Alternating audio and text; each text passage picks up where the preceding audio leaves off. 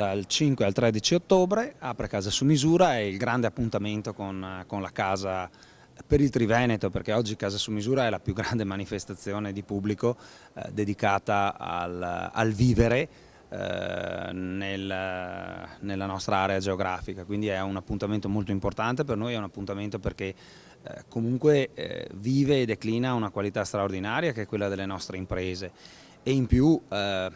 ha